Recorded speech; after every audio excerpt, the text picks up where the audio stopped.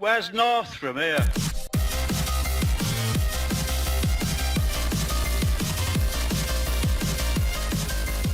Happy New Year, trainers. I'm some northern guy. Jesus Christ, am I really that pale? I hope you all had an amazing December and an end to 2018. I know I did. It was my birthday, I got some really nice stuff for Christmas, and Super Smash Bros. Ultimate finally came out, and my god is it living up to the hype. I'll probably review the game itself in a later video, but I will say for now the roster is massive. Including Echo Fighters, there is currently a whopping 74 playable characters to choose from. There's also Piranha Plant arriving in February for free for those of us who got the game before the 31st of January. And if you didn't, don't worry, you can still get Piranha Plant, it's just paid DLC. And then there's the big one, the 5 DLC fighters that make up the Season Pass, and all of them with Piranha Plant brings the final roster to 80 fighters. It's like Sakurai was sat in his office and he saw the trailer for Avengers Infinity War and was like, yo, Reggie, hold my beer. Now we already know that the first DLC character in the Season Pass is Joker from Persona 5, but what about the other 4? Well, in this video I want to share with you guys my top 5 predictions for possible DLC fighters in Smash Bros. Ultimate. Now these aren't necessarily characters I want to see in Smash, they're just the ones I think are most likely going to appear. And yeah, I know there's only 4 places, I'm not saying these will be the 5 DLC characters, these are just my top 5 picks to take at least one of those slots. Now please remember, none of this has been confirmed as of the recording of this video, this is all speculation and kind of taken from a lot of places, a lot of rumours floating around in general and just my own general thoughts and ideas, so it's all speculation, none of this is confirmed as of yet, but hopefully some of them are. So, let's get started. Now odds are if you're watching this video, you know what memes are. There's an age-old meme that says you can play the original Doom on pretty much anything.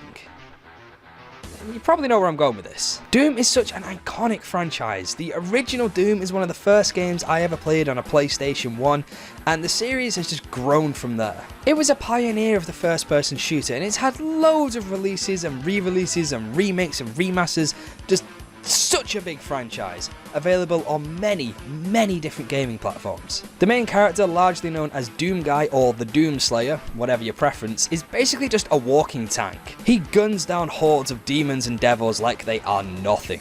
He's a seriously tough dude and he isn't afraid to dive into the pits of hell itself. Such a powerful badass would surely shake things up in Smash Bros. He'd probably play similar to the Inklings and Snake, using various different weapons and projectiles to mow down his enemies in Smash Bros. The Rabbids are pretty much the minions of the gaming world. They're loud, they're destructive, and there is bloody tons of them. They began as a spin-off from the Rayman games, but nowadays the spin-off is arguably bigger than the original game itself, which is a shame because Rayman was pretty cool. The Rabbids are everywhere, appearing as Easter eggs in lots of Ubisoft games, including Assassin's Creed of all things. And most recently they've teamed up with Mario and the gang in Mario plus Rabbids Kingdom Battle on the Switch, which I gotta say is bloody fun. It's a Mario game, not made by Nintendo. You saw that coming? It's actually a pretty decent RTS to be fair. Now, some of the characters from that game appear in Smash Bros. As spirits. There's Rabbid Mario, Rabbid Peach, and Rabbid Kong. But a normal Rabbid as a playable character wouldn't be too far-fetched in my opinion. They're popular and definitely appeal to a younger audience, which is great for Smash Bros. Because after all, it is a game for everyone. First and foremost, it's a glorified party game. At this point, they're pretty much Ubisoft's biggest mascots. Like, who else could they have in Smash Bros? Ezio? Wait a minute. Now, originally when I scripted this video, I was going to give this slot to a Fortnite character, like just the default Fortnite first basic skin as a playable character in Smash Bros. Because, love it, hate it, Fortnite is massive. But when I was setting all this up and getting ready to record, I rethought this a little bit. And I'm going to go with Steve from Minecraft. Steve is already a very popular rumoured character to be in Smash Ultimate. He has been for a little while. And at first I thought, nah, that won't work, it's Steve from Minecraft, what the hell are they going to do? But then I remembered, there's so many different weapons and items and things you can do in Minecraft, they could easily make a moveset for him. He could use a sword, the pickaxe, a shovel, pretty much any of the tools, a bow and arrow. He could use the ender pearls to teleport around the map. He could place blocks to build walls and obstacles in the fight. He'd be a pretty fun and versatile character, and if you think of all those games like Fortnite and Overwatch and all the games that everybody plays and streams on Twitch, like everyone's got a niece or a nephew or a bloody grandmother who plays Fortnite or whatever's. What's the one that started them all? To me, it's Minecraft. That's the first one I can remember being the big, popular game. It was Minecraft. Even I played Minecraft. I love Minecraft. I'm not even going to deny it. Minecraft's bloody fun. And it's on the Switch. And the one on the Switch has got, like, exclusive, blocks and maps and skins and texture packs, all based around Mario Bros. And it's cool. So the links are there. So, yeah. The more I say this, the more likely this feels. Okay, now don't hate me. I've never played Kingdom Hearts. What? What the fuck? I've never really been a big fan of Final Fantasy or that much of a Disney lover, but I will admit, I can see Sora being in Smash Bros. Quite easily. I understand people have been waiting for Kingdom Hearts 3 for a very long time. There is a lot of hype around this game. In fact, I think at the time of recording, it comes out 2 weeks today. Now, granted, Kingdom Hearts 3 isn't coming out on the Switch. At least, I don't think it is. I haven't heard about it coming out on the Switch. Everyone I've spoke to has said they're getting it on PlayStation. But I don't think that should matter. And obviously, I don't think there's going to be any Disney characters themselves. I'm not expecting Donald and Goofy to turn up with Sora and start wrecking shit. But Sora could use many different abilities and techniques that he learns from all the Disney characters through his adventures. And of course, he's going to use that badass keyblade to full effect. It would be really cool to see him join the Smosh Raster. The Smosh Raster.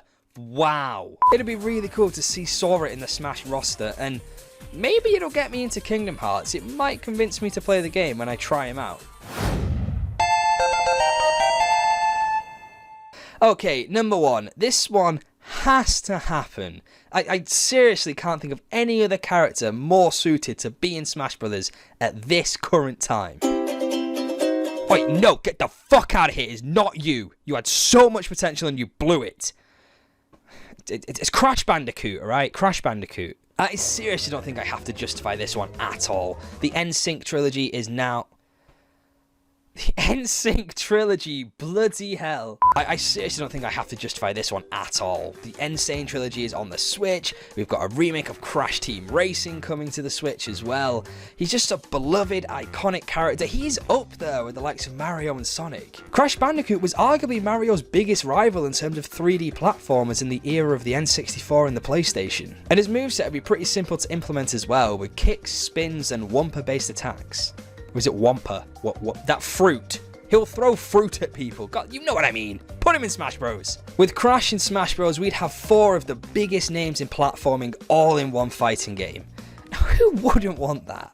So those are my top 5 predictions for Smash Bros. Ultimate DLC characters. Hopefully one of them gets a space in the Season Pass. Do you agree with my predictions? Let me know down in the comment section, and let me know some of your predictions and ideas for Smash Bros. DLC characters. Thanks very much for watching. If you enjoyed today's video, make sure you leave a like and subscribe with notifications enabled to stay up to date with all of my content. I've got another video as a follow-up to this coming out in the next couple of months. It's going to be my top 5 characters I really want to see in Smash Bros. Not necessarily the ones I think will get in, but they're my top picks. If I could put any character in Smash, it'd be these 5, so make sure you check that out. Oh, and one more thing before I go. Big shout out to Alex from work. You can stop asking me now. I will see you all in the next video, but until then, keep training and have a good one. See you later.